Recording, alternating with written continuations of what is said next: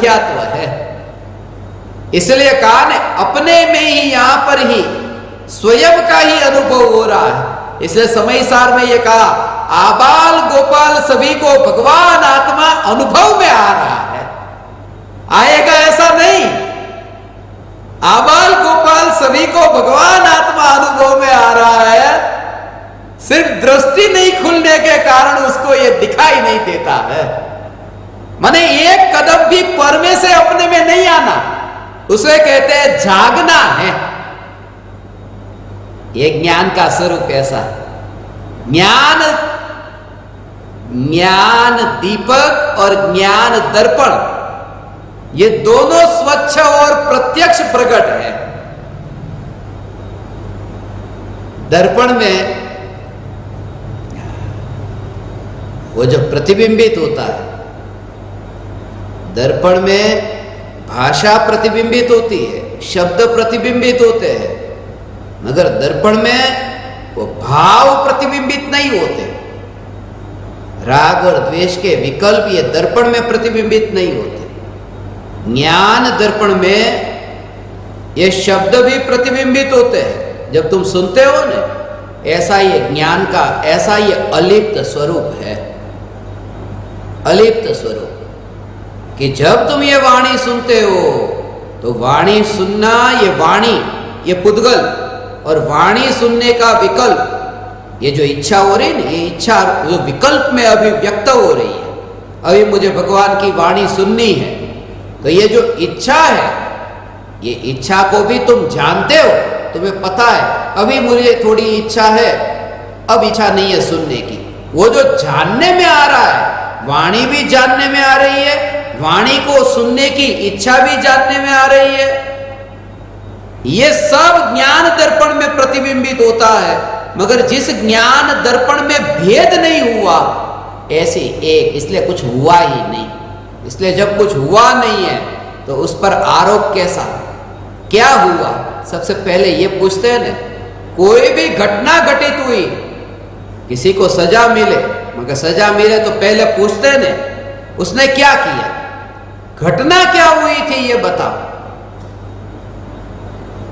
और जब भी तुम्हें विचार हो ना, इसलिए ये मृत्यु की घड़ी से पहले तुम्हें जागने के लिए अभी से ये अभ्यास किया होगा ना भगवान, तो उस समय तुम्हें वो तड़पना न होगा कि अरे अभी मौत आएगी। तब तुम्हें ये पुकार कि जिसमें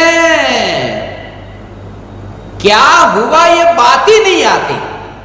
दर्पण में क्या हुआ, दर्पण की स्वच्छता होना है, वहां होना, ये होने का भाव। ज्ञान पर को जानता है, ज्ञान अपने को जानता है। ये दो वाक्य जो है ना, ये दो वाक्य, ज्ञान पर को जानता है, ज्ञान अपने को जानता है, उनसे न्यारी ऐसी जो ज्ञान की सत्ता, वो सत्ता की जागृति उस समय तुम्हें रहे, वो सत्ता में कैसी, उसका भाव समझो कि ज्ञान पर को जानता है, ये व्यवहार हो गया, ये भी व्यवहार हो।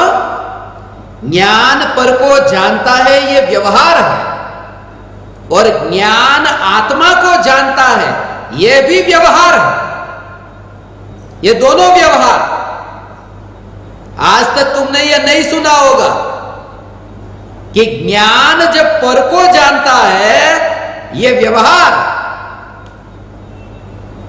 और ज्ञान अपने को जानता है, ये भी व्यवहार, ये कहना व्यवहार। पर को जानता है, ये असद्भुत व्यवहार है, पर अपनी सत्ता में नहीं है। पर को जानता है, ये कहना असद्भुत व्यवहार है, और ज्ञान अपने को जानता है, ये सद्भुत व्यवहार है। मगर व्यवहार से छूटना हो तो क्या करे कि ज्ञान पर को जानता है, ज्ञान अपने को जानता है, इन दोनों विकल्प से न्यारा ज्ञान की सत्ता का होना, यही मैं हूं। माने दीपक की ज्योति टेबल कुर्सी को प्रकाशित करती है, ये पहली बात। दीपक की ज्योति दीपक की ज्योति को प्रकाशित करती है, ये दूसरी बात। मगर ये दोनों से न्यारा, दीपक की ज्योति ज्योति है, ये ज्योति है, ऐसे ही ये चैतन्य ज्योति। बस वहां कहते वो कार्य से न्यारा, पर्याय से न्यारा।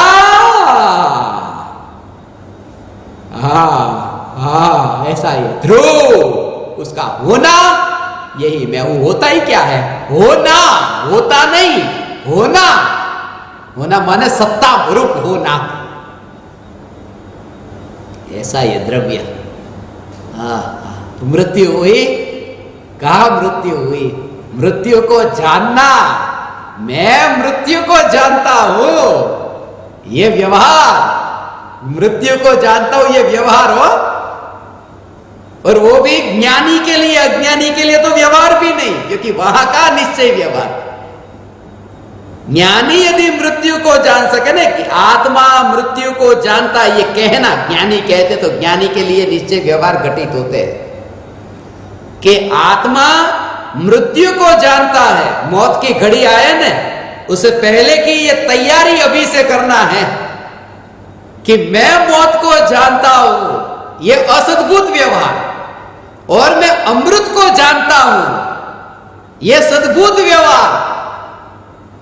और दोनों से न्यारा, मैं चैतन्य सत्ता मात्र हूं। ज्ञान की सत्ता, वो कार्य होता है, वो होता है, वो कार्य अटक नहीं जाएगा। वो कार्य होता है, वो पर्याय में होता है, मगर वो मैं पर को जानता हूं, ये पर्याय, मैं अपने को जानता हूं, ये पर्याय। तुम्हारा जो पुरुषार्थ तुम पर्याय से ही उठाना चाहते हो, इसलिए पुरुषार्थ नहीं होता। तुम्हारा जोर हो कि ज्ञान की सत्ता है, यही मैं हूं, इसलिए ये कहा आ जगत आखू क्षणिक छे ने आत्मा एक नित्य छे। वो नित्य का भाव है, पर को जानता है, अपने को जानता है, ये पर्याय की बात। वो तो अनित्य की बात है, वो तो एक समय की बात है। और चैतन्य सत्ता जो है, वो चैतन्य सत्ता, उसका भाव अब समझना। कहना ये कि पर को जानता है, अपने को जानता है,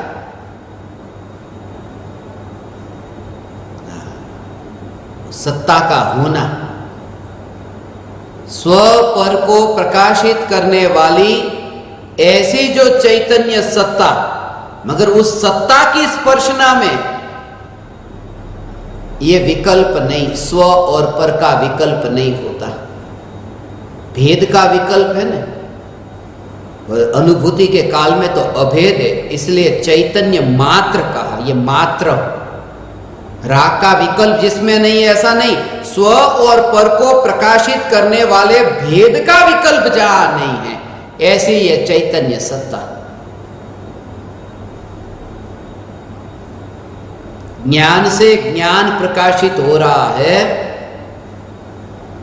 प्रज्वलित ज्ञान दीपक। इसलिए जो आपको कहा ना,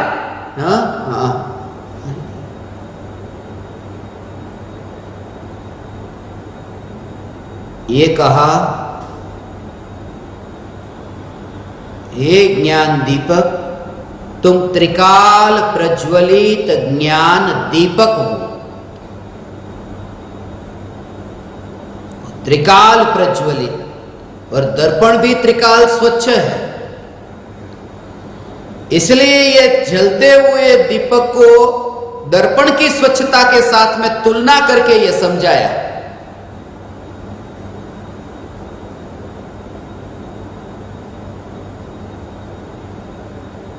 अनेक ऐसी पर्याय,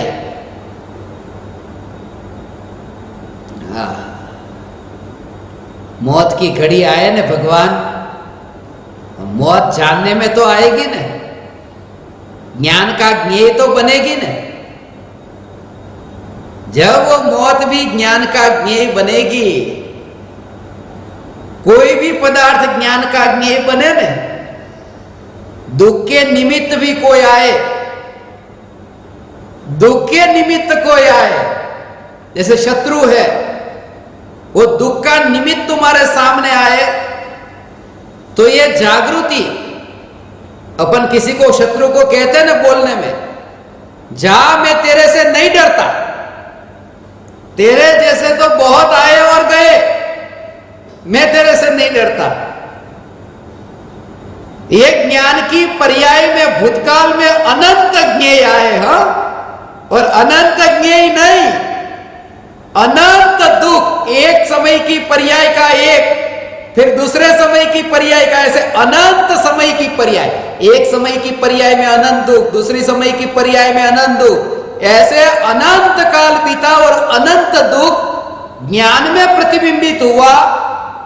फिर भी जो ज्ञान में नहीं मिला, ज्ञान के सामने आया मगर आकर के चला गया, ज्ञान का कुछ बिगाड़ नहीं सका। इसलिए जब भी कोई दुख हो न, तो दुख जब बहुत होता है तब ये दुख के काल में जागृति, शत्रु से नहीं, दुख से ही बात करना। अरे दुख तेरे जैसे तो बहुत आए मगर ज्ञान में नहीं मिले, दुख से ये कहना। तुम शत्रु से कहते हो कि अरे अरे तुम आ गए, मेरा क्या होगा। ज्ञानी कहते हैं दुख भी आता है तो हम दुख से कहते हैं कि तेरे जैसा दुख मेरे में आता ही नहीं है, क्योंकि दुख को आने के लिए तो उसे ज्ञान में प्रवेश करने के लिए ज्ञान में खाली जगह तो चाहिए, तब वो दुख प्रवेश करे। मगर ज्ञान असंख्य प्रदेशों में व्याप्त ऐसा कि कहां से दुख का प्रवेश हो। यहां तो सब जगह सॉलिड घन है कि दुख प्रवेश करे कैसे। ऐसा ये ज्ञान चैतन्य जिसमें दुख है ही नहीं, दुख है ही नहीं है। हाँ, ये ज्ञान जिसमें दुख है ही नहीं, ऐसा। हाँ, दुनिया में क्या होता है, किसी व्यक्ति को कहो ना कि जा तेरे जैसे बहुत आए, तो वो आदमी क्या करेगा, और दो चार को लेके आएगा, ज्यादा को लेके आएगा कि अब दिखाता हूं। मगर यहां तुमने दुख से भेद विज्ञान किया कि तेरे जैसे दुख तो बहुत आए, मगर मैं चैतन्य परमात्मा, तो दुख ज्यादा नहीं आता, वो दुख आता ही नहीं है वहां, वो टिकता ही नहीं है वहां, वो दुख हार जाता है। ऐसा हो त्रिकाल, ये दुख एक है त्रिकाल चैतन्य परमात्मा, एक है त्रिकाल चैतन्य परमात्मा जो त्रिकाल चैतन्य परमात्मा, और एक समय की दुख की पर्याय, वो दुख की पर्याय जीत जाती है परमात्मा के सामने। ऐसा ये कायर परमात्मा वर्तमान में,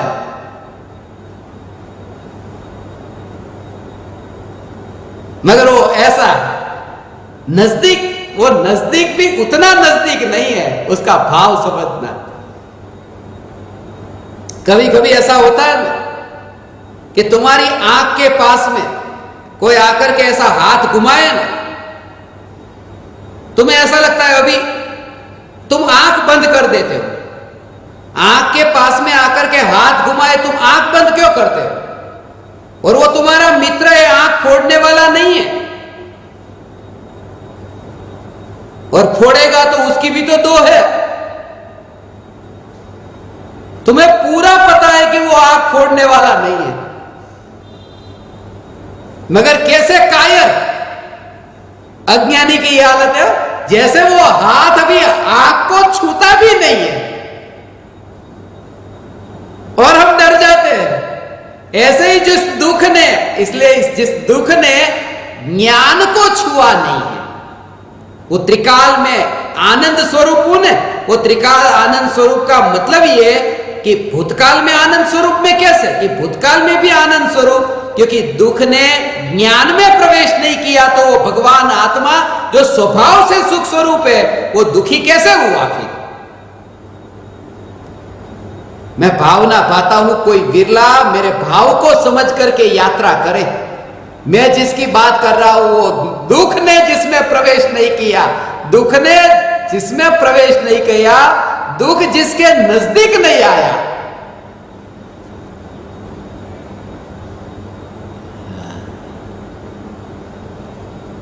उस दृष्टि का नाम सम्यक दृष्टि है। दूसरी शंका,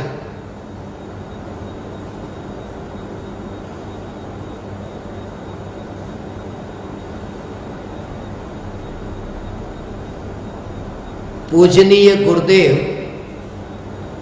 सादर चरण वंदन। आपका रत्नत्रय स्वास्थ्य अच्छा होगा। आज 20 सितंबर के ध्यान से पूर्व तत्व विचार में आपने क्रिया और भाव की मुख्यता के बारे में बताया। इसे हमें अपने दैनिक चर्या में कैसे प्रयोग करें, कृपया समझाने की कृपा करें। मोनिका अंजड़,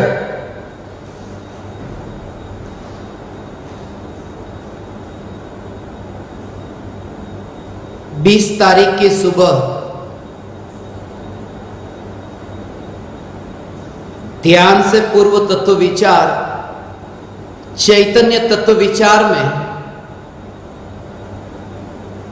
मैंने अचानक आपको बुलाया था, और जैसा मैंने आपको कहा कि अचानक ही अब बुलाऊंगा, और जिस सत्संग में मैंने आपको अचानक बुलाया हो चैतन्य तत्व विचार के लिए, उसका वीडियो रिकॉर्डिंग आपके पास में नहीं पहुंचेगा। इसलिए कि मैं तुम्हें और सावधान करना चाहता हूं। यदि वीडियो रिकॉर्डिंग तुम्हारे पास आ जाएगा तो तुम सोचोगे बाद में कभी सुन लेंगे, अभी तो आधी रात को जगने की क्या जरूरत है। अब तुम इतने समझदार हो तो हम में इतनी तो समझ होगी ना। इसलिए ये कहता हूं कि चैतन्य तत्व विचार के लिए तो प्रत्यक्ष बैठना होगा, और प्रत्यक्ष का जो भाव होगा ना, वो भाव उस समय तुम बैठ करके जो अनुभव करोगे। कभी भी बुला सकता हूं, तैयारी में रहना। बताऊंगा नहीं कितने घंटे के भीतर, मगर आपके लिए बहुत भाव आए थे कहने के आज तक। परसों से वो ज्ञान ज्ञान ज्ञान ज्ञान,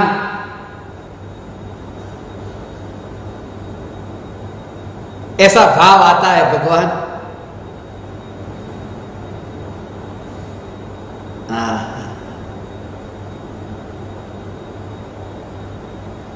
बाप विदा होता है ना, विदा होने से पहले वसीयत अपने बेटे के नाम कर देता है। अपनी वसीयत बेटे के नाम, मगर देता नहीं है, मरे तब तक नहीं देता। कर दी हो ना तो भी क्या पता कल रोटी देगा या नहीं देगा। सब पक्का पता है कि किसको कितना देना है। मुझे भी 2 दिन से ये विचार चल रहा है। एक ज्ञान दीपक ने लिखा, गुरु मां कह करके मुझे लिखा, गुरु मां कह के उसका खत आया। तुम्हारी वसीयत, ये वसीयत तुम्हारी, मेरी वसीयत नहीं, तुम्हारी वसीयत तुम्हारे नाम पर जो है, सिर्फ तुम्हें जगाना है कि ये वसीयत तुम्हारी है, इस पर किसी दूसरे का अधिकार नहीं।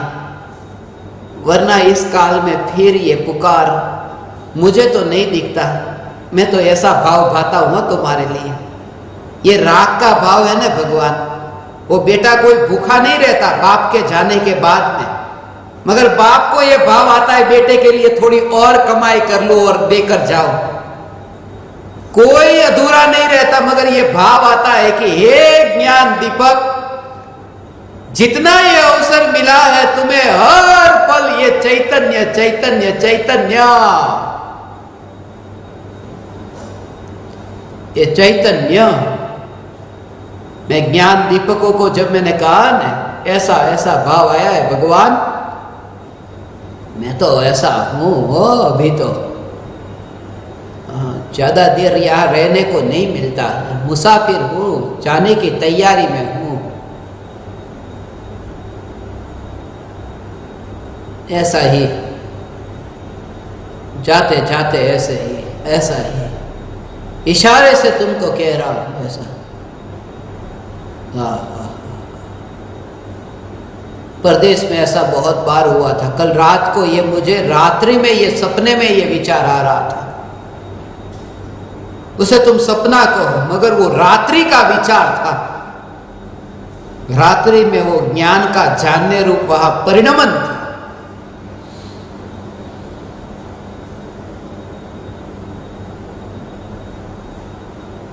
टिकट तो आ गई, एयरपोर्ट पर पहुंच गया।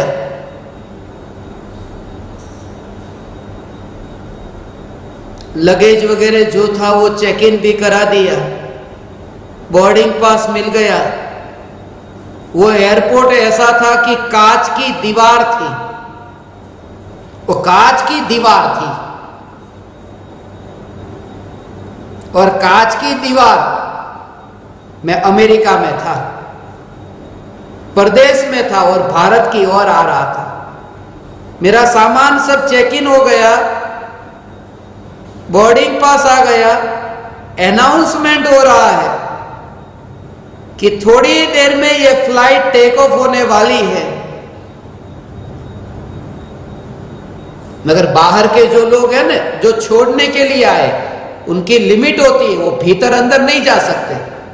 एक लिमिट आ गई कि कांच की दीवार थी, कांच की दीवार, और दीवार के पीछे उन ज्ञान दीपकों को मैंने देखा जो छोड़ने के लिए आए थे।